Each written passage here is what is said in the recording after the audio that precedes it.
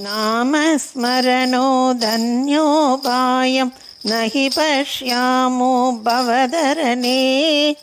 राम हरे कृष्ण हरे तव नाम वदामि सदा नृहरे। वेदोद्धार विचारमते सोमहदानव संहरणे।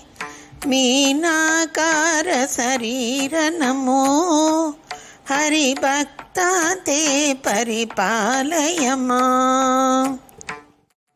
मन्तानचल धारण हेतो देवासुर परिपाल विभो। कूर्माकार शरीर नमो हरिभक्ता ते परिपालय माम्। भूचोरकहर पुण्यमते क्रीडोद्धृतभूदेव हरे। क्रोटोकार शरीर नमो हरिभक्ता ते परिपालय माम्। हिरण्यकशिपो चेतनहेतो प्रह्लाद भयदारण हेतो। नरसिंहाच्युतरूप नमो हरिभक्ता ते परिपालय माम्। बन्धनहर विटटमटे पादोदाह विहटघटटे। वटुपटुवेषमनोज नमो हरिभक्ता ते परिपालय माम्। क्षितिपतिवंश क्षयकरमूर्ते क्षितिपतिकर्तहरमूर्ते।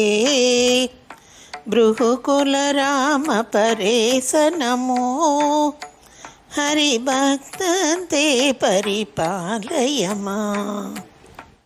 सीतावल्लभ दासरथे दशरथनन्दन लोकगुरो। रावणमर्दन राम नमो हरिभक्ता ते परिपालय माम्। कृष्णानन्त कृपाजलते कंसारे कमलेश हरे। कालियमर्दन लोकगुरो हरिभक्ता ते परिपालय माम्। दानवसति मनपहारा त्रिपुरविजयमर्दन रूपा। बुद्धज्ञा च बौद्ध नमो हरिभक्ता ते परिपालय माम्।